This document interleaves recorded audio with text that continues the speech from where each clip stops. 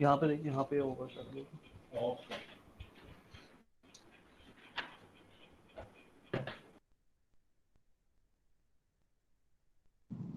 क्या भैया?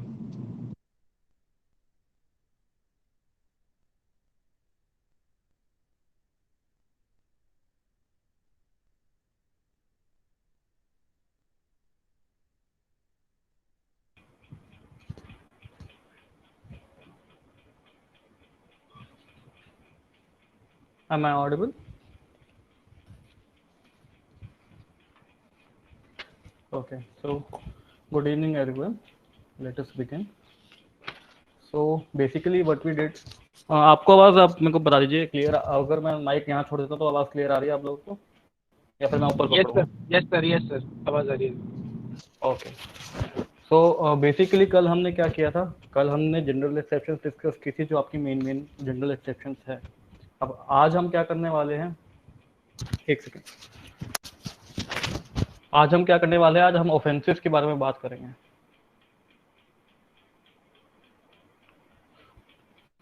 मेरी आवाज़ आ रही है आपको? हेलो, हाँ जी। यस सर, तो यस आज सर। तो आज हम ऑफेंसेस से शुरुआत करते हैं। एक बार मैं फिर से आपको बता दूं, अभी जो हमने जनरल एक्सेप्शंस पढ़ी थी, तो अगर आपका केस, मैं एक बार फिर से रिमाइंड करा रहा हूँ, अगर आपका केस किसी भी जनरल एक्सेप्शंस में आपका अगर फॉल कर रहा है तो आपकी ऑफेंस की लायबिलिटी नहीं बनेगी, किसी कोई भी ऑफेंस हो भाई आपका। तो आज हम जनरल एक्सेप्शन से बाहर निकल के आज हम ऑफेंसेस की बात कर रहे हैं, क्या क्या अपराध दिए गए हैं आपके इंडियन पीनल कोड में जो जो आपकी लायबिलिटी बनाते हैं। तो one of the most famous जो है सेक्शन इसका है, वो है थेफ्ट, जिसको हम आम भाषा में बोलते हैं चोरी। थेफ्ट से आप और मैं समझते हैं कि जैसे कोई आपका या मेरा सामान उठा के ले जाए या कहीं कुछ चला जाए, लेकिन जो लॉ में उसकी डेफिनेशन है वो थोड़ी सी अलग है। थेफ्ट के लिए हम section 378 of the Indian penal code पढ़ेंगे। अगर आपकी बियर एक्ट है तो आप उसको निकाल लीजिए प्लीज, उसके साथ में रजिस्ट्रेशन बहुत जरूरी है, जो भी थेफ्ट की इलस्ट्रेशन है। तो अगर हम सेक्शन 378 को पढ़ते हैं, मैं साथ साथ आपको स्क्रीन भी दिखा देता हूँ जो भी सेक्शन के इंग्रेडिएंट्स हैं।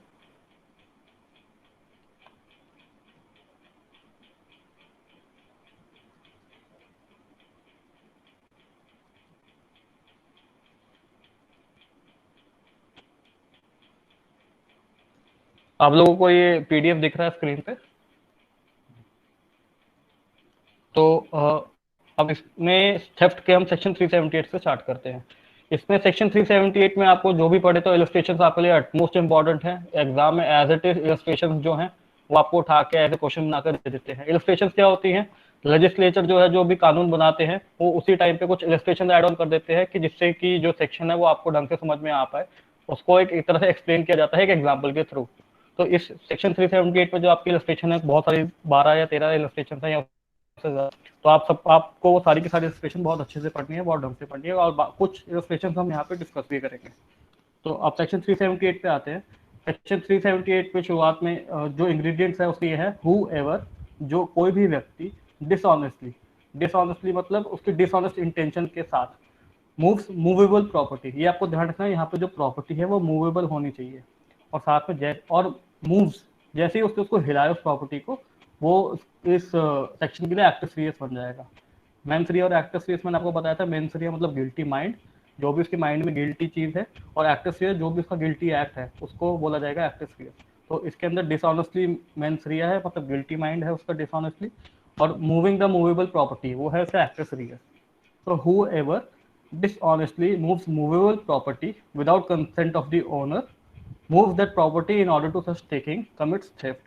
जो भी व्यक्ति डिसऑनेस्ट इंटेंशन के साथ किसी भी मूवेबल प्रॉपर्टी को मूव कर देता है, हिला देता है बिना ओनर के कंसेंट के, उसको उस ओनर की पोजीशन से बाहर ले जाने के लिए, वो थेफ्ट कमिट करता है।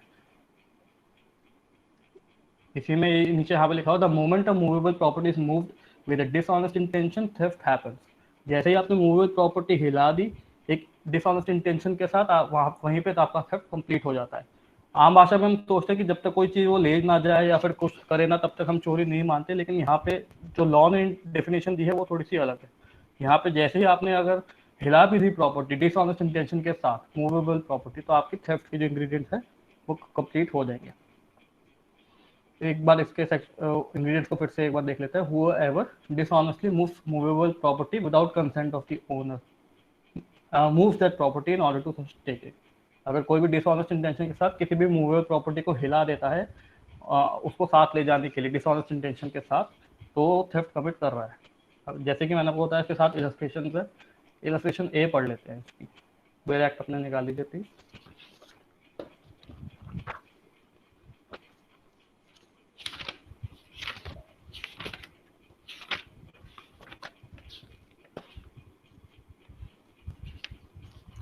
सेक्शन 378 में इलस्ट्रेशन ए में पढ़ रहा हूँ इस टाइम पे। A cuts down a tree on Z's ground with the intention of dishonestly taking the tree out of Z's possession without Z's consent.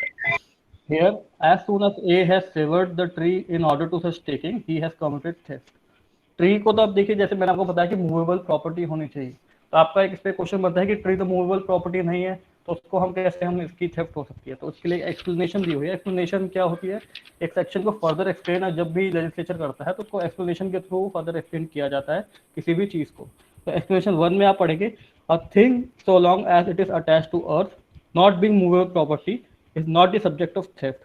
जो भी चीज जमीन से जुड़ी हुई है, जब तक वो जुड़ी हुई है, वो थेफ्ट, उसकी थेफ्ट नहीं की जा सकती। लेकिन जैसे ही उसको but it becomes capable of being the subject of theft as soon as it is severed from earth. जैसे ही उसको अर्थ से हिला दिया गया या निकाल दिया गया, वो थेफ्ट की सब्जेक्ट प्रॉपर्टी बन जाती है, उसका थेफ्ट हो सकता है।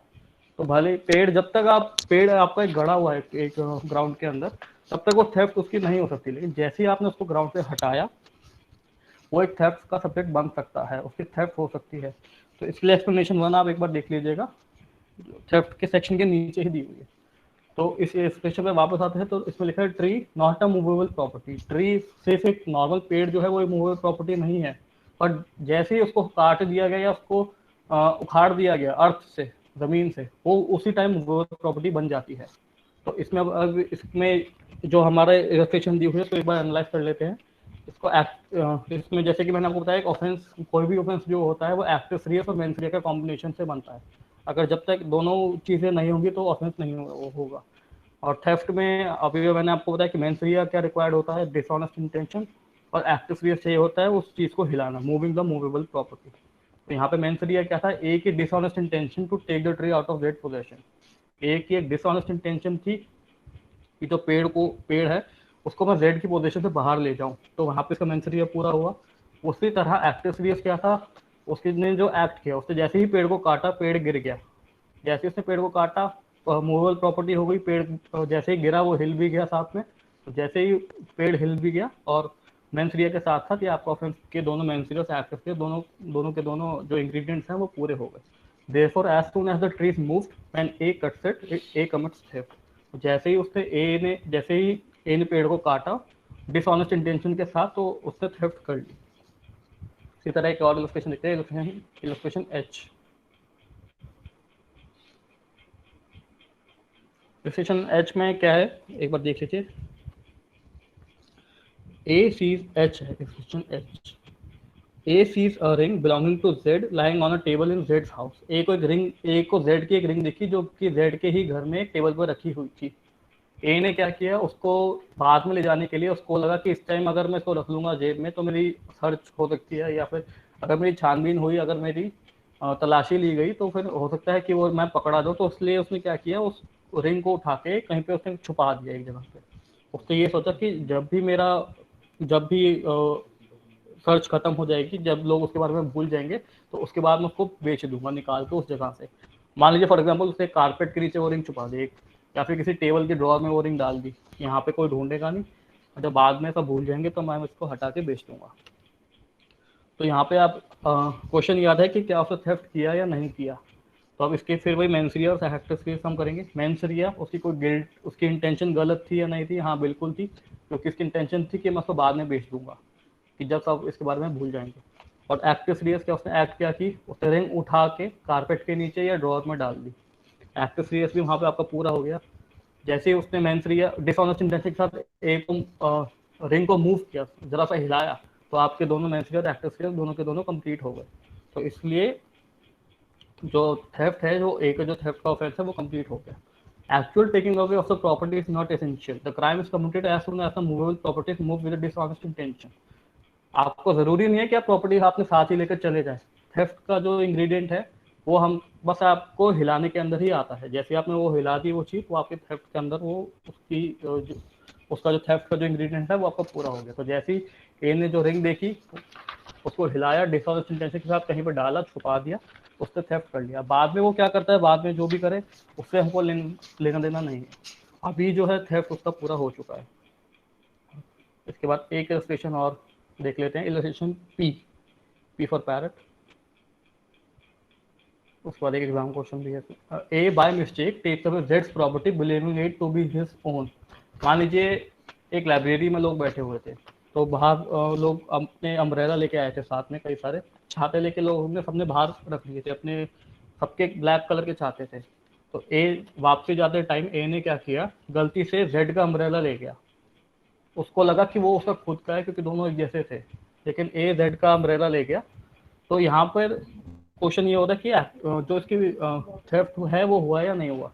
तो इसमें हम सेक्शन को एनालाइज करेंगे, मेंस रिया देखेंगे क्या ए की कोई डिसऑनेस्ट इंटेंशन थी, तो इसका आंसर है नहीं, कोई डिसऑनेस्ट इंटेंशन नहीं थी। वो गलती से लेके क्या, उसका ये पर्पज नहीं था कि मैं उसको चोरी कर लूँ, किसी और का छाता ले जाऊँ। वो गलती से उसको लगा कि ये मेरी चीज़ है, उसकी डिसऑनेस्ट इंटेंशन यहाँ पे नहीं थी।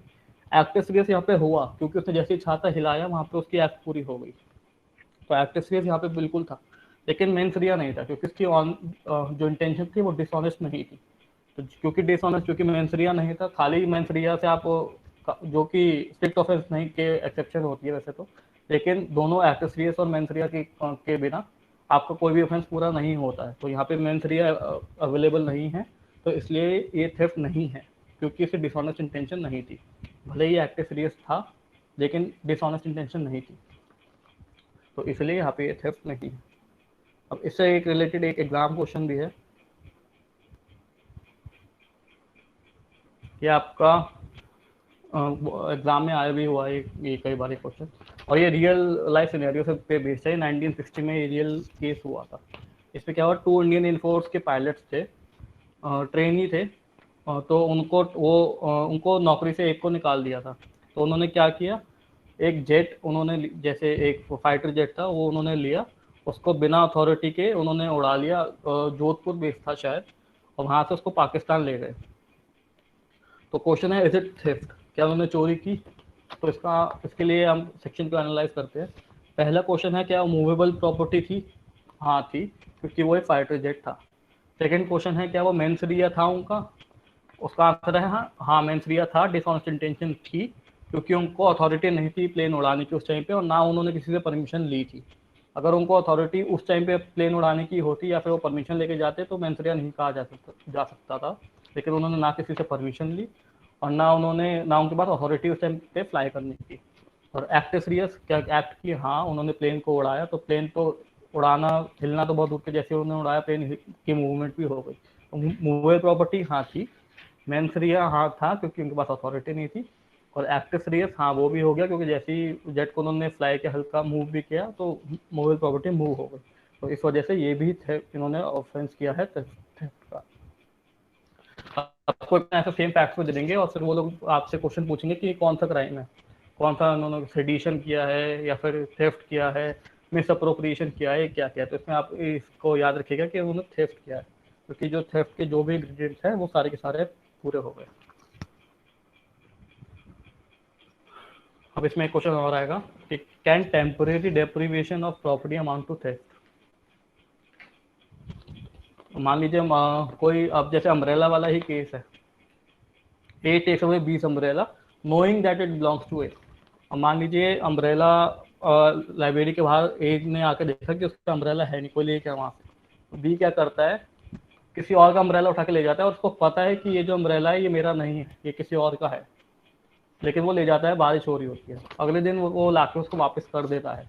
तो क्या अगले दिन उसको रियलाइज होता है, वो लाके उसको वापस कर देता है बी को, जो उसका रियल ओनर था उसको वापस दे देता है। तो क्या ए ने थेफ्ट कमिट किया, तो आंसर है यस, क्योंकि जैसे ही उसके मेंसरी और एक्टिव उसकी गलत इंटेंशन थी, उसको पता था कि ये अम्ब्रेला मेरा नहीं है।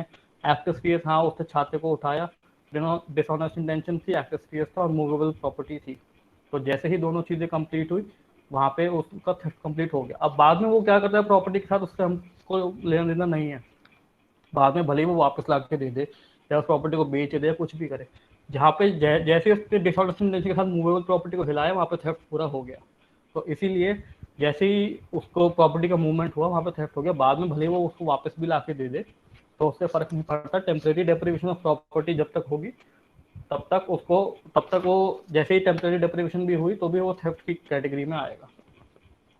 तो बेसिकली यही था आपका थेफ्ट। इसके इंग्रेडिएंट भी आप याद रख लीजिएगा।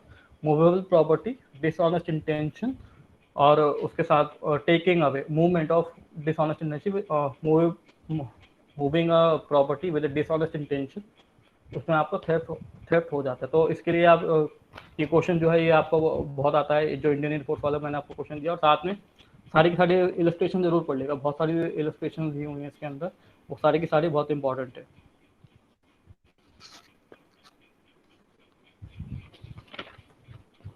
साथ में एक्सटॉर्शन। अब अगला हम टॉपिक लेते हैं एक्सटॉर्शन।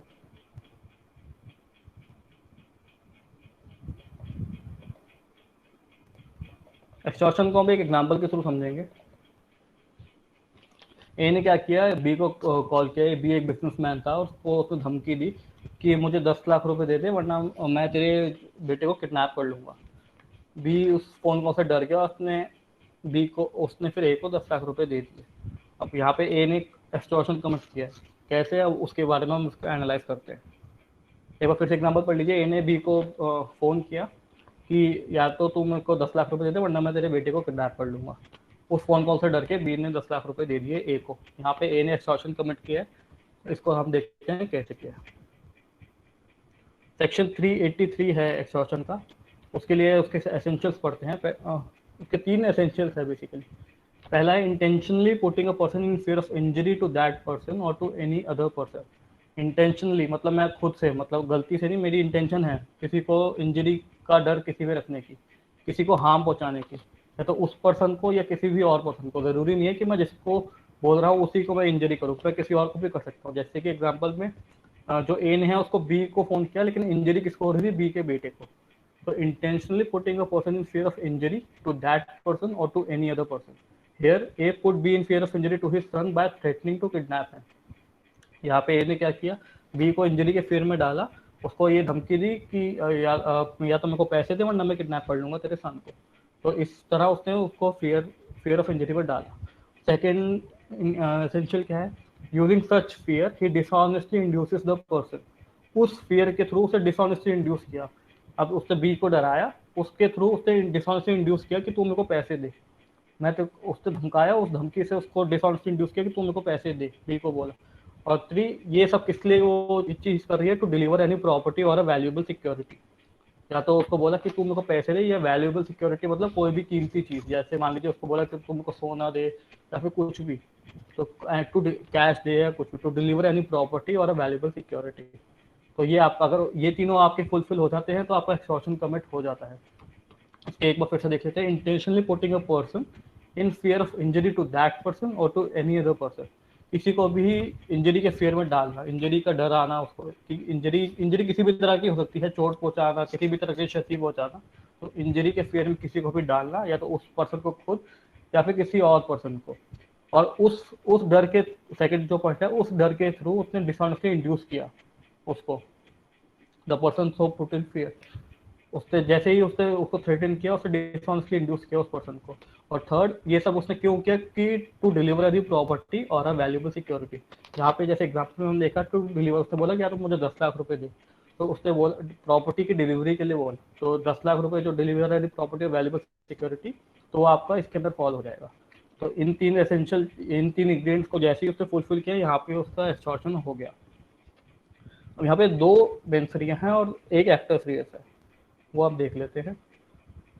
मेन 3 क्या है, पहला है इंटेंशनली कॉजिंग फियर। जैसे ही ए ने बी को फोन किया और उसको बोला कि मैं तेरे बेटे को किडनैप कर लूंगा, उसने डर किया, डर बैठाया उसके मन में, उसने फियर कॉज कर दिया। सेकंड क्या है, डिसऑनेस्टली इंड्यूसेस। उस फियर से उसको इंड्यूस किया कि तू मेरे को पैसे दे, मतलब उस डर से एक डर बैठाया उसके मन में, उस डर से उसने उसको इंड्यूस किया कि मेरे को पैसे दे। तो डिसऑनेस्टली इंड्यूस किया और फियर के थ्रू किया। और एक्टिव सीरियस क्या है, मतलब गिल्टी एक्ट क्या है यहाँ पे, डिलीवरी ऑफ प्रॉपर्टी को डिलीवर करना। जैसे ही उसने बी ने दिए तो डिलीवरी ऑफ प्रॉपर्टी हो गई। एक चीज आपको यहाँ पे ध्यान रखनी है कि unless the property is delivered there will be no extortion. Extortion के लिए एटमोस्ट इंपॉर्टेंट चीज ये है कि आपकी प्रॉपर्टी को डिलीवर होना चाहिए, प्रॉपर्टी की डिलीवरी होनी चाहिए। अगर आपने प्रॉपर्टी डिलीवर नहीं की तो आपकी एक्सटॉर्शन नहीं मानी जाएगी।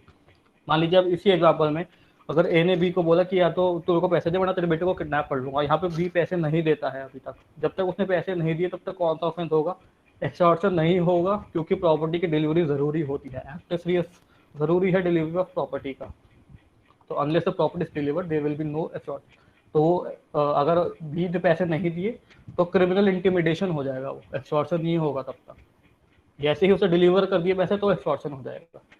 तो डिलीवरी जरूरी है एक्सटॉर्शन के लिए, डिलीवरी के बिना आपकी एक्सटॉर्शन नहीं हो सकती। अब इसके लिए भी जो इलस्ट्रेशन है, इस सेक्शन में इलस्ट्रेशन देख लेते हैं।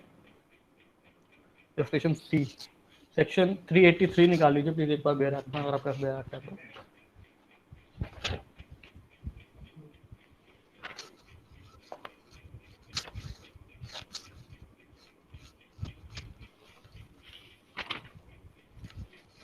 इलस्ट्रेशन सी सेक्शन 383 के मैं स्टेप पढ़ रहा हूँ।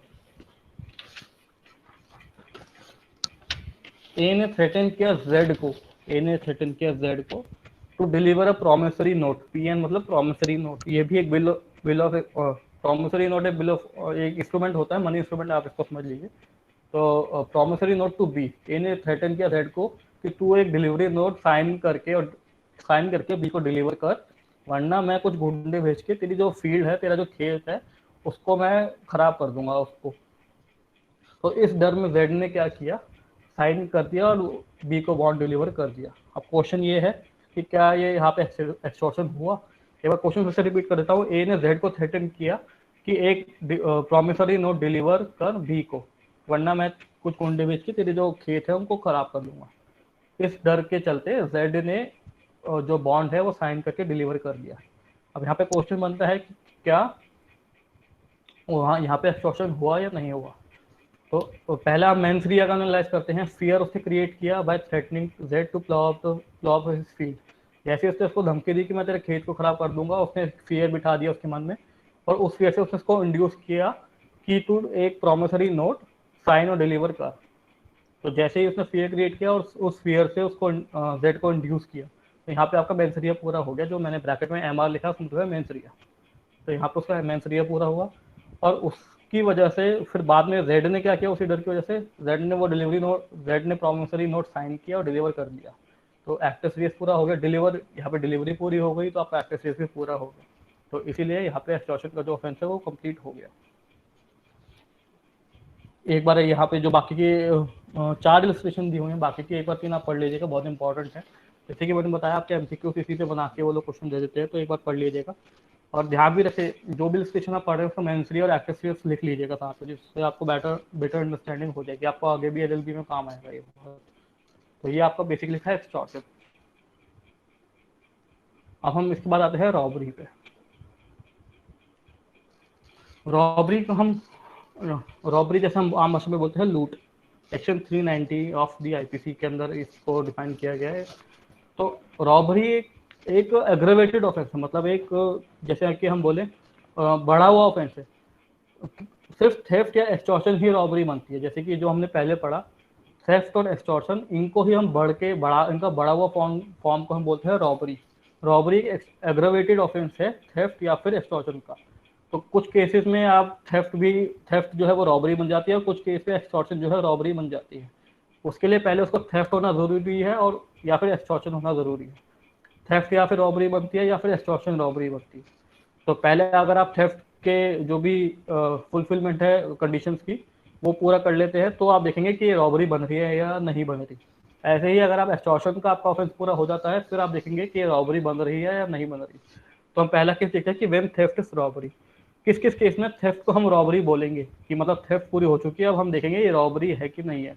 चोरी पूरी हो चुकी है, अब इसको हम लूट बोल सकते हैं या नहीं बोल सकते। तो पहला केस है व्हेन थेफ्ट इज रॉबरी। इसको हम एग्जांपल से समझ लेते हैं। A goes to commit theft, for example a mobile phone. A जो है एक मोबाइल फोन की चोरी के लिए जाता है। ए क्या करता है, रूम में एंटर करता है, फोन की तरफ बढ़ रहा होता है, फोन उठाता है, फिर मुड़ता है, वापस दरवाजे की तरफ जाना शुरू कर देता है, और फाइनली उसको लेके चला जाता है। आप ये मैंने एग्जांपल से आपको समझाया। जैसे डोर है, डोर में ए एंटर हुआ, फोन रखा हुआ है वहाँ पे, फोन की तरफ बढ़ा, वो है स्टेज 1। जैसे वो फोन की तरफ जो जा रहा है वो है स्टेज 1। सेकेंड स्टेज क्या है, वो फोन को उठा रहा है, स्टेज 2। जैसे उसने फोन को उठाया वहाँ पे स्टेज 2 है वो। फिर जब वो फोन उठा के जब जाने लगा वापस, वो है स्टेज 3। वो है स्टेज 3, जैसे फोन को उठा के वापस जाने लगा। तो 3 स्टेजेस इन्वॉल्व है यहाँ पे। पहला है in order to committing theft, मतलब जब वो आ रहा था फोन की तरफ, वो है स्टेज 1। सेकंड है इन कमिटिंग थेफ्ट, मतलब जब वो चोरी कर रहा था, जैसे कि वो फोन उठा रहा था, जैसे कि मैंने आपको बताया एग्जांपल 2 में, वाइल कमिटिंग थेफ्ट, जब वो फोन उसने उठाया। और तीसरा in carrying away the property of theft, जब वो प्रॉपर्टी ले जाने लगा उठा के। तो इन 3 केसेस में रॉबरी हो सकती है, वो हम एनालाइज करेंगे कब। लेकिन ये आप इन 3 स्टेज को एक बार समझ लीजिए, हम इसी को एनालाइज करेंगे। पहली स्टेज है in order to committing theft, जब वो फोन चोरी करने जा रहा था, जैसे कि जो स्टेज 1 है, डोर से फोन की तरफ बढ़ रहा था। सेकंड है इन कमिटिंग थेफ्ट, मतलब जब वो फोन उठा रहा था उस टाइम पे। और तीसरा in carrying away the property of theft, जब वो प्रॉपर्टी लेके जा रहा था वापस दरवाजे की तरफ, जब उससे प्रॉपर्टी उठा के चला गया, जा रहा था वापस की तरफ। तो इन किसी भी 3 स्टेज में, जो मैंने भी आपने 3 स्टेजेस ऊपर बताई, कि जब वो फोन की तरफ जा रहा था, जब उसने फोन उठाया, और तीसरा जब फोन उठा के वापस जा रहा था, अगर इन किसी भी केस में जो अक्यूज है, जो मुजरिम है, वो किसी को भी वॉलंटरली किसी की भी डेथ, हर्ट या रॉन्गफुल डिस्ट्रेंट कॉज कर देता है, या फिर फियर, एक fear of instant death, hurt या रॉन्गफुल डिस्ट्रेंट वो पैदा कर देता है किसी के भी मन में, तो वो थेफ्ट जो है वो आपकी रॉबरी बन जाएगी। मैं आपको फिर से बता देता हूँ, इन तीनों स्टेजेस में अगर अक्यूज किसी की भी डेथ कॉज कर देता है, किसी को हर्ट पहुंचा देता है, या कि चोट पहुंचा देता है, या फिर रॉन्गफुल स्टेंट कर देता है। रॉन्गफुल स्टेंट मतलब किसी का एक तरफ से जाना है रोक देना। रॉन्गफुल स्टेंट का मतलब कि मेरा एक डायरेक्शन में मूव करने का हक है, अगर कोई वो उसको वॉलंटरली बिना किसी रीजन के रोक रहा है, तो उसको हम बोलते हैं रॉन्गफुल स्टेंट। तो इन 3 स्टेज में अगर अक्यूज किसी की भी डेथ कॉज कर सकता है, किसी को भी हर्ट पहुंचा देता है, चोट पहुंचा देता है, या किसी का भी रॉन्गफुल स्टेंट कर देता है, रॉन्गफुल स्टेंट अभी हम पढ़ेंगे बाद में डिटेल में, रॉन्गफुल स्टेंट कर देता है, या फिर इनमें से किसी भी चीज़ का डर बिठा देता है, ज़रूरी नहीं है वो डेथ या हर्ट कर, इसमें किसी का भी उसने अगर फियर भी कर दिया, अगर किसी का डर भी बिठा दिया, तो भी उसी कैटेगरी में वो आ जाता है। तो भी वो थेफ्ट, अगर इनमें से वो कोई भी चीज़ कर देता है, तो थेफ्ट जो है वो एक्सटॉर्शन बन जाती है। अब इसको एग्जाम्पल से समझ लेते हैं।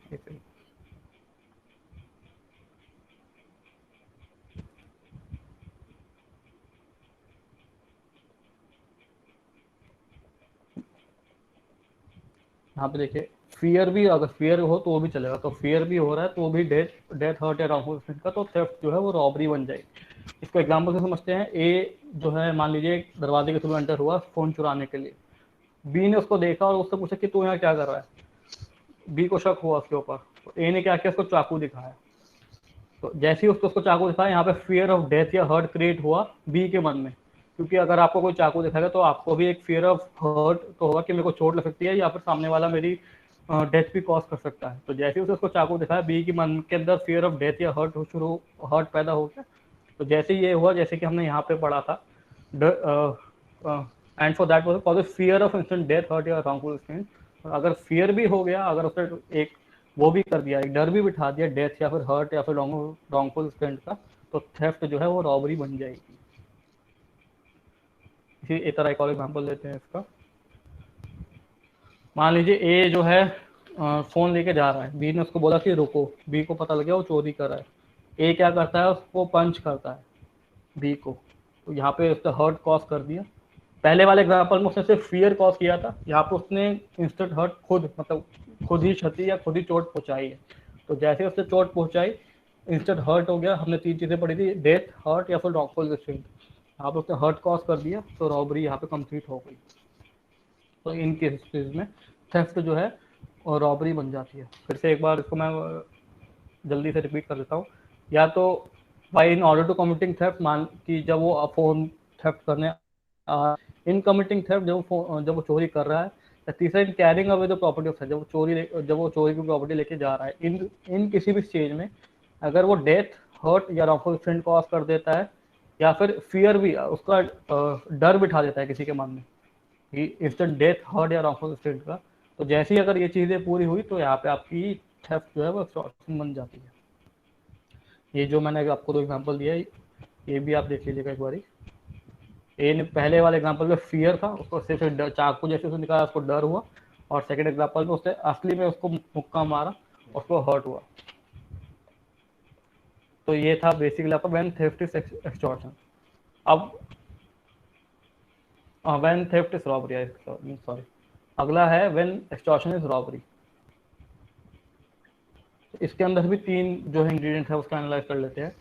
If at the time of committing extortion, जब वो बंदा एक्सटॉर्शन कर रहा है, जो भी एक्यूज है, एक्सटॉर्शन अभी हमने जैसे पिछली थोड़ी देर पहले डिस्कस किया था एक एग्जांपल के थ्रू कि ए ने उसको बोला बी को कि या तो मेरे को पैसे दे वरना मैं तेरे बेटे को किडनैप कर लूंगा। The person is in presence of the victim and he puts that person और समवन एल्स, तो उस आदमी को या फिर भी किसी और को in the fear of instant death, hurt या और रॉन्गफुल रिस्ट्रेंट, जैसे पहले पढ़ा था वो सेम, डर बिठा देता है इंस्टेंट डेथ का, हर्ट का या फिर रॉन्गफुल रिस्ट्रेंट का, और उस डर से उस बंदे को वो इंड्यूस कर देता है कि वहीं पे उसी जगह पे उसको डिलीवरी करे जो भी चीज़ वो मांग रहा है। तो जो है एक्सटॉर्शन जो है वो रॉबरी बन जाएगी। इसके तीन इंग्रेडिएंट जो है वो फिर से कर लेते हैं। Accused is present on the spot, accused जो है स्पॉट पे प्रेजेंट है। अभी इसका भी एक एग्जांपल लेंगे, उससे आपको बेटर समझ में आ जाएगा। accused is present on the spot. Second, there is fear of instant death, hurt या फिर wrongful restraint to the victim or other person। जरूरी नहीं है कि सिर्फ विक्टिम कोई कर रहा, किसी और को भी चोट पहुंचाने की वो फियर बिठा सकता है, और उस वजह से उसकी डिलीवरी करवा रहा है वो देयर एंड देयर ओनली, वहीं पे डिलीवरी भी करा रहा है साथ में। तो एक्सटॉर्शन जो है वो रॉबरी बन जाती है।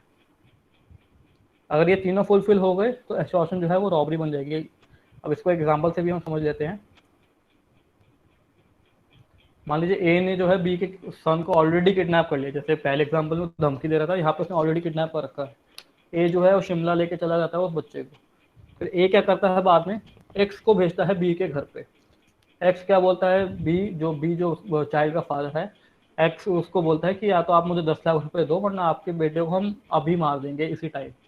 और उस साथ में उसकी बात भी कराता है उसके बेटे की फोन पे। इससे डर के बी क्या करता है, बी जो है वो पैसे दे देता है। तो क्वेश्चन है यहाँ पे कि ये क्या है, रॉबरी हुई, एक्सटॉर्शन अमाउंटिंग टू रॉबरी। देखिए एक्सटॉर्शन तो हो गया, एक्सटॉर्शन के तो सारे आपके क्राइटेरिया फुलफिल हो गया हुआ है। उसके बाद हमें चेक करना है रॉबरी है या नहीं है। तो उसके लिए फिर हम ऊपर जो उसके तीन कंडीशन है वो एनालाइज करते हैं। Accused present on the spot, पहली जो है यहाँ पे ऊपर जो मैंने आ रही है देखिए वो उसको accused present on the spot, present on the spot है, जो बच्चा है वो उसके साथ में है। Fear of instant death, hurt या रॉन्गफुल एक्सीडेंट, फियर उसने बिठा दिया, उसको बोला है कि मैं अभी के अभी आपके बेटे को मार दूंगा अगर आपने को पैसे नहीं दिए। और डिलीवरी देयर इन देयर, और डिलीवरी भी वहीं पे हो जाती है। तो अगर ये तीनों फुलफिल हो गए तो एक्सटॉर्शन जो है वो रॉबरी हो जाएगी। तो बेसिकली इसमें तीन जो डिफरेंस है वो ये है कि एक्यूज यहाँ पे प्रेजेंट ऑन द स्पॉट है। जो नॉर्मल एक्सटॉर्शन हमने पढ़ा था वहाँ पे accused present on the spot नहीं था। वहाँ पे वो फोन पे धमकी दे रहा था कि या तो तुम मेरे को पैसे दे वरना मैं तेरे बेटे को किडनैप कर लूंगा।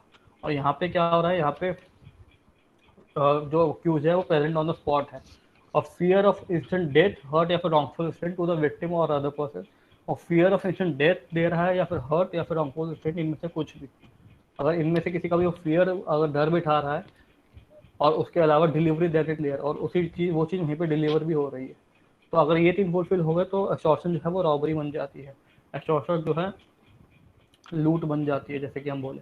तो इसी का ये जो एग्जांपल मैंने आपको बताया कि ए ने बी के सबको किडनैप किया, ए जो है बच्चे के साथ में है, और ए ने एक्स को भेजा बी के घर पे। एक्स ने बी को बोला कि आपके बेटे को हम मार देंगे अगर आपने हमको पैसे नहीं दिए। तो एक्स और फोन पे भी बात कराई। तो जो अक्यूज है, जो ए है, वो केपेबल है उसके चाइल्ड को उसी टाइम मारने के लिए, ऑन द स्पॉट भी प्रेजेंट है, फोन पे बात कर रहा है, फोन पे से दूर नहीं है। जैसे कि पहले एग्जांपल में बच्चा उसके पास नहीं था, इस वाले एग्जांपल में बच्चा उसके साथ में है। तो accused is present on the spot, fear of instant death, hurt या फिर रॉन्गफुल एक्सीडेंट भी हो रहा है। उसने बोला कि मैं आपके बच्चे को मार दूंगा, और साथ में डिलीवरी देयर एंड देयर भी हो रही है, उसने उसको पैसे भी दे दिए बी ने। तो जैसे ये तीनों फुलफिल हो गए, यहाँ पे रॉबरी हो गई, एक्सटॉर्शन अमाउंटिंग टू रॉबरी। एक बार रॉबरी को फिर से देख लेते हैं क्योंकि थोड़ा सा कॉम्प्लेक्स है ये।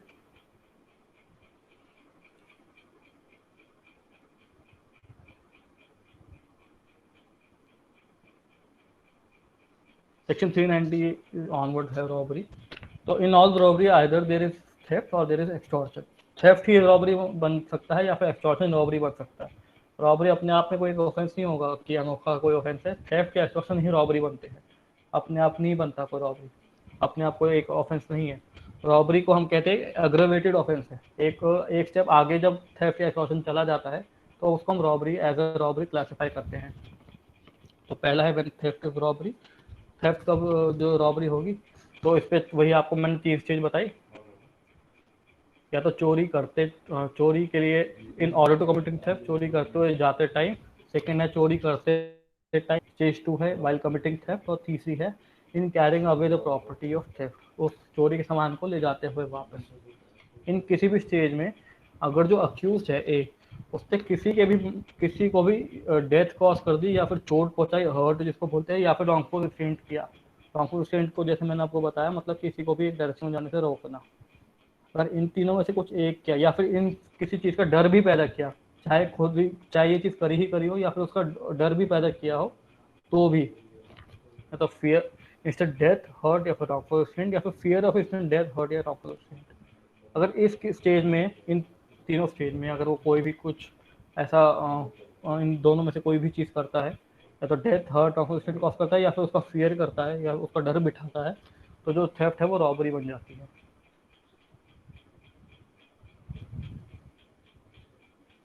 ये मैंने आपको एग्जाम्पल बताया, ए ने फ़ोन चुराने आया, बी ने से पूछा यहाँ पे आप क्या कर रहे हो, तो फिर ए ने उसको चाकू दिखाया, जैसे उसने चाकू दिखाया फियर ऑफ डेथ या हर्ट हो गया, क्योंकि चाकू दिखाने से किसी को भी फियर ऑफ डेथ या हर्ट हो सकता है कि मेरे को चोट पहुंच सकती है या मेरी मौत भी हो सकती है। जैसे ही फियर उसने पैदा किया, यहाँ पे रॉबरी कंप्लीट हो गई। उसी तरह यहाँ पे एक चीज़ और नोटिस है, जैसे पहले एग्जाम्पल में वो स्टेज 1 में है, फ़ोन की तरफ वो जा रहा है फ़ोन चुराने के लिए, और जो सेकंड एग्जांपल है उसमें फ़ोन चुरा चुका है और लेके जा रहा है। तो जैसे मैंने बताया 3 स्टेजेस हैं, इन तीनों स्टेजेस में कहीं पे भी अगर ये चीज़ होती है तो रॉबरी हो सकती है। सेकंड वहाँ मैंने बताया, A is taking away the phone, B asked him to stop, ने उसको बोला रुकने के लिए, ए ने क्या किया, उसको पंच किया सॉरी, तो ए ने जैसे उसको पंच किया तो इंस्टेंट हर्ट हुआ और रॉबरी कॉज हो गई वहाँ पे, क्योंकि यहाँ पे इंस्टेंट हर्ट हो गया, पहले में फियर हुआ और यहाँ पे इंस्टेंट हर्ट हो गया। और सेकंड हम देखें पहले एक्सटॉर्शन रॉबरी। एक्सटॉर्शन रॉबरी के लिए भी हमको पहले एक्सटॉर्शन कंप्लीट करना पड़ेगा, फिर हम देखेंगे कि रॉबरी हुई है या नहीं हुई है। तो इसके लिए भी if at the time of completing extortion the person is in presence of the victim, presence में होना चाहिए विक्टिम के, मतलब इमीडिएट प्रेजेंस में, यानी कि फोन पे या फिर कुछ, प्रेजेंस ऑफ द विक्टिम। अब जो दूसरे एग्जाम्पल में दिया उसमें बेटे के साथ था वो, पहले एग्जाम्पल में जो मैंने एक्सटॉर्शन में दिया था उस टाइम उसने सिर्फ फोन पे बताया था कि अगर आप ये कर दीजिए वरना मैं आपके बेटे को किडनैप कर लूंगा, और यहाँ पे वो ऑलरेडी किडनैप कर चुका है और जो बच्चा है वो उसके साथ में है, and he puts that person और someone else in the fear of instant death, hurt और रॉन्गफुल रिस्ट्रेंट। उससे उस पर्सन को fear of instant death, hurt या रॉन्गफुल रिस्ट्रेंट किया। जैसे कि उसने एक्स को, जो सेकेंड एग्जाम्पल जो मैंने लिया, उसने एक्स को भेजा बी के घर पे और उसको बोला कि हम आपके बेटे को मार देंगे, तो इंस्टेंट डेथ का फियर उसे क्रिएट किया, and by such fear induces the person to deliver then and there the thing extorted। उससे वहीं पे उसी जगह पे, बाद में नहीं, उसी जगह पे वो जो चीज़ मांगी गई थी वो उसने दे दी। जैसे कि एग्जांपल में जो बी है उसने पैसे उसी टाइम दे दिए। तो जैसे ये तीनों आपके इंग्रेडिएंट्स पूरे हो गए, accused present on the spot, fear of instant death, hurt या फिर awful restraint to the victim or other person, and delivery then and there। if above three are fulfilled, extortion will amount to robbery। अब यही वाला example फिर से है इसमें कि ए ने बी के सन को किडनैप किया, फिर एक्स को भेजा बी के घर पे। तो जैसे ही यहाँ पे in the presence of victim है, क्योंकि ए के साथ जो है वो चाइल्ड है, उसके अलावा एक्स ने उसको फियर पैदा किया बी के मन में कि हम आपके बच्चे को मार देंगे अगर आपने पैसे नहीं दिए, और उस डर की वजह से बी ने जो है पैसे दे दिए एक्स को वहीं पे। तो इस वजह से सारे कंडीशन फुलफिल हो गए, तो ये जो है एक्सटॉर्शन अमाउंटिंग टू रॉबरी हो गई। इस पे भी आपके 390 के अंदर भी इलस्ट्रेशन है, वो भी एक बार आप देख लीजिए।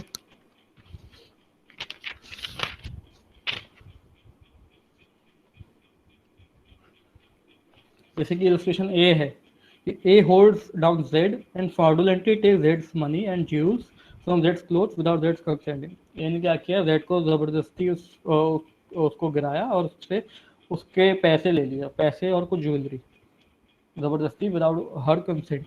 यहाँ पे ए ने थेफ्ट पूरा किया, क्योंकि ए ने मूवेबल प्रॉपर्टी मूव की विदाउट हर कंसेंट की और डिसऑनेस्टली करी, तो ए थेफ्ट की आप इंग्रेडिएंट्स पूरे हो गए, थेफ्ट पूरी हो गई। अब हम चेक करेंगे रॉबरी है या नहीं है।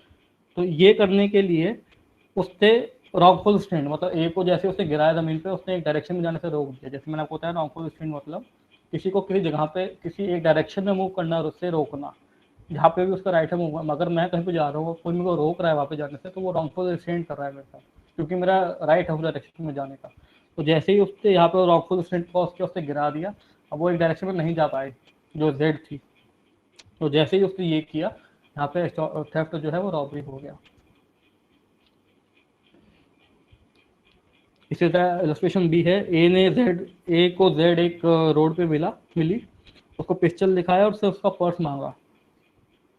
जेड को इस डर से उसने उसका पर्स दे दिया। यहाँ पे अब हम इसको चेक करेंगे कि यहाँ पे एक्सटॉर्शन है या नहीं है।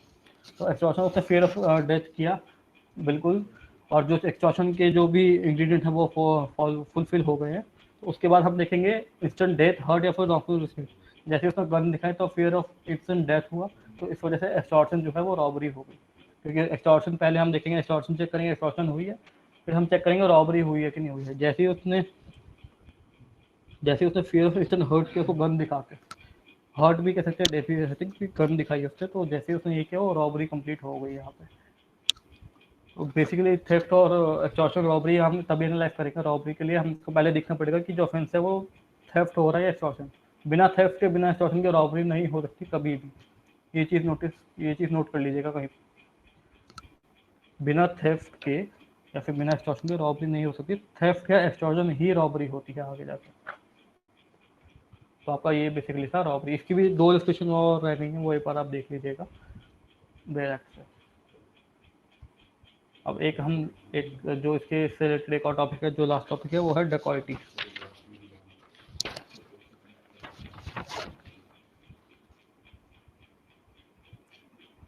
डकॉइटी जैसे हम डकैती बोलते हैं आम भाषा में, section 391 of the IPC. Dacoity क्या होती है बेसिकली, 5 और मोर पर्सन्स कमिट और attempt to commit a robbery. या तो वो रॉबरी कर रहे हैं या उसकी अटेम्प्ट यानी कि कोशिश भी कर रहे हैं, तो आपकी वो डकॉइटी हो जाती है। इससे आपकी सबसे ज़्यादा इंपॉर्टेंट चीज़ ये है कि 5 या उससे ज़्यादा 5, कम से कम 5 आदमी होने चाहिए या फिर उससे ज़्यादा होना चाहिए। अगर 4 लोग कर रहे हैं तो आपकी कभी भी डकॉइटी नहीं हो सकती। 5 या उससे ज़्यादा कमिट और attempt to commit a robbery. इसके बारे में एक्सपेक्टेशन देते थे। Dacoity is nothing but robbery committed by 5 or more persons. The total number of persons involved at whatever level, either as main persons or as aiders, should be 5 or more.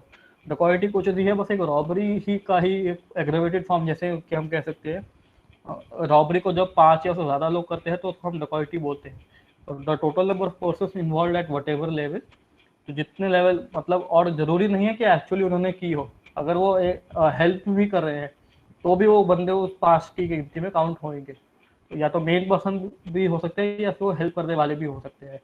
इसका भी एक example लिखेंगे, should be 5 और मोर, 5 या उससे ज़्यादा होने चाहिए। इसका एग्जांपल लिखते हैं। 5 person ABCDE go to rob a bank. ABCDE एक बैंक को लूटने जाते हैं। ABC बैंक में घुसते हैं लूट करने के लिए, और डी और ई जो है वो गेट पे ही खड़े रहते हैं गार्ड, एज अ गार्ड, कि अगर कोई भी आए तो हम उसको भगा दें या फिर हम पुलिस से प्रोटेक्शन के लिए वो लोग गेट पे खड़े रहते हैं। तो क्या है, रॉबरी है? इसका आंसर है ये। जैसे कि मैंने आपको बताया कि पर्सन जो है, जो टोटल नंबर है, वो जरूरी नहीं है कि मेन पर्सन ही ऑफेंस करे, जो भी उनकी मदद कर रहा है वो भी उन 5 में शामिल किया जाएगा। तो ABCDE में से ABC जो है वो असली की डकैती कर रहे थे, रॉबरी कर रहे थे, और डी और ई जो है वो बाहर खड़े होते। तो जैसे ही 5 बंदे रॉबरी कर रहे थे तो यहाँ पे डकैती पूरी हो गई। तो डकैती कुछ नहीं है, रॉबरी ही। जब एक और एग्जांपल ले लेते हैं, मान लीजिए ABCD कर रहे हैं लूट, और ये उनके बाहर एक वैन में खड़ा हुआ है कि जब वो लोग बाहर आएंगे तो मैं उनको भगा के ले जाऊंगा। तो भी भले ही चोरी ABCDE करे, ई ने चोरी नहीं की, बस अपनी गाड़ी में बैठा हुआ था, लेकिन वो उनकी हेल्प कर रहा था, एड कर रहा था, उनकी मदद कर रहा था।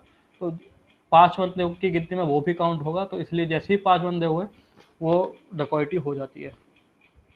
डकॉइटी एक तो कुछ ही ऐसे ऑफेंसेस हमारे आईपीसी के अंदर है जिसकी प्रिपरेशन भी पनिशेबल होती है। डकॉइटी उनमें से एक है। Preparation to commit dacoity is also punishable under section 399। Preparation, मान लीजिए अगर आप उसे तैयारी भी कर रहे हैं, अगर डेकोइटी हुई नहीं है आपकी, मान लीजिए कुछ लोग वहाँ कहीं बैठ के 5 या 7 लोग प्लानिंग कर रहे हैं, वेपन्स ला के रखे हुए हैं, उसकी तैयारी कर रहे हैं, तो ये इतना बड़ा ऑफेंस है, तो इसीलिए उसको हमने पहले ही स्टेज पर रोकने के लिए उसकी प्रिपरेशन भी हमने पनिशेबल की हुई है। साथ ही साथ डेकोइटी विद मर्डर अगर आप कर देते हैं, डेकोइटी करने के दौरान आप किसी का मर्डर भी कर देते हैं, तो भी आप, अगर आप ऐसा कर देते हैं तो आपको डेथ सेंटेंस भी हो सकता है केस में। कुछ ही केस है जैसे कि रेप, मर्डर या फिर डेकोइटी जहाँ पे डेथ सेंटेंस अवेलेबल है। तो अगर आप डेकोइटी विद मर्डर, सेक्शन शायद सेक्शन 396 है, इसका मेरे को याद नहीं, तो डेकोइटी विद मर्डर अगर आप कर देते हैं तो उसके लिए आपको डेथ सेंटेंस भी दिया जा सकता है सेक्शन 396 के अंदर। तो बेसिकली आज जो हमारे सेक्शन से डिस्कस करने वाले वो यही थे। पहला था थेफ्ट में आपको मैंने बताया कि मूवेबल प्रॉपर्टी को मूव किया डिसऑनेस्ट इंटेंशन के साथ, जैसे ही मूव किया हमने, आपका थेफ्ट पूरा हो गया। उसी के बाद एक्सटॉर्शन, हमने उसके बाद जो बड़ा एक्सटॉर्शन बढ़ा, इंटेंशनली कॉजिंग फियर, किसी के बाद में डर बैठाना, उस डर से उसको इंड्यूस करना कि कोई भी चीज़ वो दे, और जैसे ही वो डिलीवरी होती है उस चीज़ की, एक्सटॉर्शन पूरी हो जाती है।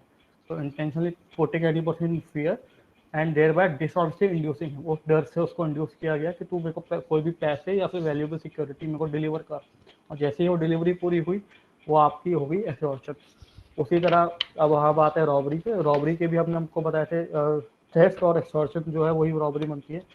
थेफ्ट का रॉबरी बनती है जब उन किसी भी 3 चीज में, या तो चोरी करने की कोशिश में, चोरी करते टाइम, और चोरी का सामान ले जाते हुए, या तो किसी की भी डेथ, हर्ट या फिर रॉन्ग कॉज कर देता है एक्यूज, या फिर इन तीनों में से किसी का भी डर पैदा कर देता है, भी आपकी जो थेफ्ट है वो आपकी रॉबरी बन जाती है। उसी तरह एक्सटॉर्शन कब रॉबरी बनती है? एक्सटॉर्शन में एक्यूज जो है वो प्रेजेंट ऑन द स्पॉट है, वो जो विक्टिम आपके साथ है, to deliver then and there, वहीं पे डिलीवरी भी हो रही है साथ में, और बाकी एक्सटॉर्शन के भी सेम इंग्रेडिएंट्स हैं, वाले ही इंग्रेडिएंट हैं रॉबरी में भी। पहला है intentionally putting a person in fear of injury to that person, immediate presence में है उसके, उस फियर से उसको इंड्यूस किया, और डिलीवरी भी वहीं पे हो रही है, बाद में नहीं डिलीवरी। जैसे कि नॉर्मल एक्सटॉर्शन में आपके बाद में डिलीवरी होती है, यहाँ पे वहीं के वहीं, जब उससे बात हुई वहीं के वहीं पे डिलीवरी भी हो रही है साथ में।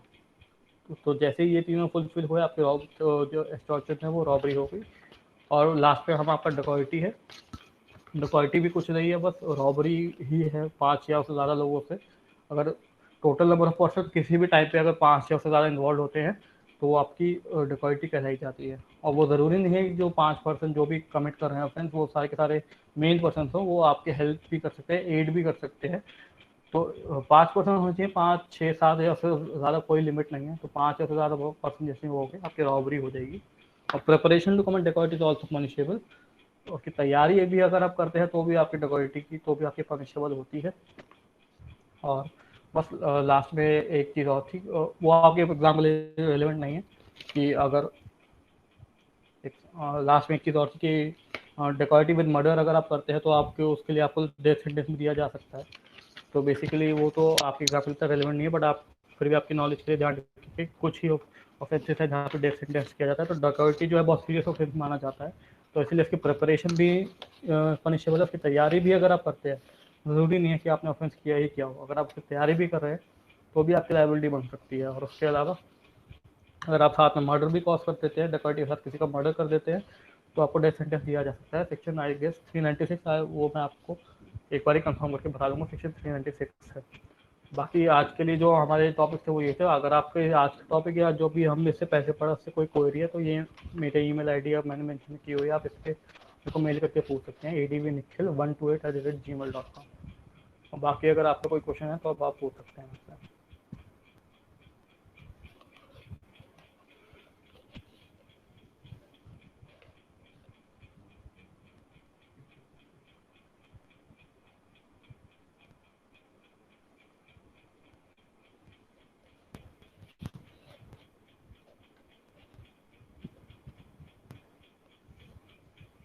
चेन स्नैचिंग फिर आपका वही आ गया ना, आपने फियर ऑफ इंस्टेंट हर्ट या फिर डेथ, वो हर्ट भी आपने कॉज कर दिया। Preparation for dacoity is an offence, जी हाँ, preparation for murder is not an offence, क्योंकि ऑफेंस, हाँ, क्योंकि डिकॉर्डी की आपकी जो बहुत बेसिकली आपके 5 से ज़्यादा लोग हैं तो बहुत बड़ा ऑफेंस माना जाता है, क्योंकि बड़े लेवल पे ज़्यादा लोग इन्वॉल्व है। मर्डर पे आपकी प्रिपरेशन प्रूव की जा सकती है, लेकिन वो बहुत ज़्यादा डिफिकल्ट होता है प्रूव करने के लिए। डिकॉर्डी में क्योंकि आप ज़्यादा लोग इन्वॉल्व होते हैं तो सेक्शन 34 का यूज़ करते करते आपका बहुत सबको लायबल भी कर सकते हैं। चीटिंग आपको बाद में बताया जाएगा। चीटिंग इलस्ट्रेशन एच थेफ्ट किया गया।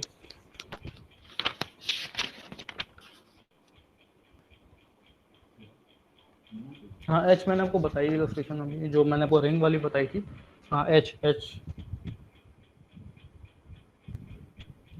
ABCD नॉट किलिंग, अगर वो लूट करने जा रहे हैं तो फियर तो क्रिएट करेंगे। मान लीजिए अगर वो बैंक में जा रहे हैं तो गन दिखाएंगे या फिर कुछ करके पैसे तो निकलवाएंगे ही। अगर वो गन भी लेके जा रहे हैं तो फियर तो दिखाई रहे। अगर वो गन भी दिखाएंगे तो फियर ऑफ डेथ तो उनको होगा ही, तो इसलिए फियर तो है ही।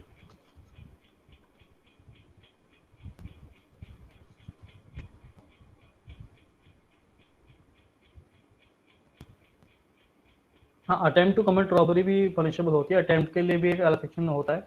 अटेम्प्ट का सेक्शन मैं आपको लास्ट में पढ़ाऊंगा, वो अटेम्प्ट भी पनिशेबल होता है।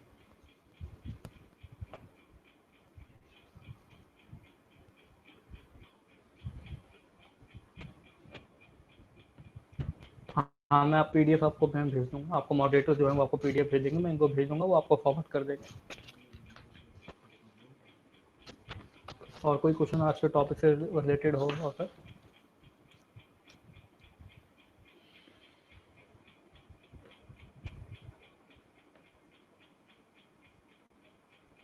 नहीं, तो अगर 2 लोग इन्वॉल्व हैं तो डकॉइटी नहीं हो सकती। डकॉइटी के लिए 5 लोग ही इन्वॉल्व होने चाहिए।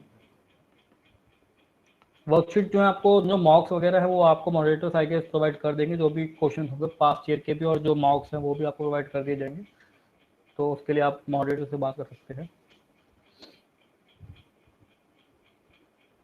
While committing a robbery, a person dies who was present at that place. आपका क्वेश्चन शायद इनकम्प्लीट है अभी।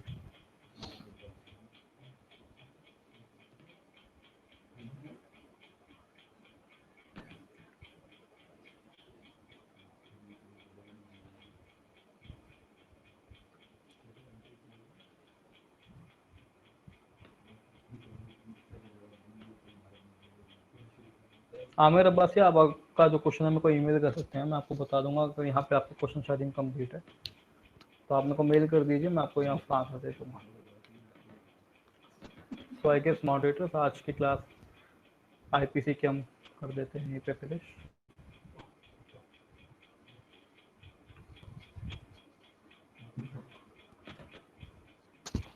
Hello moderators.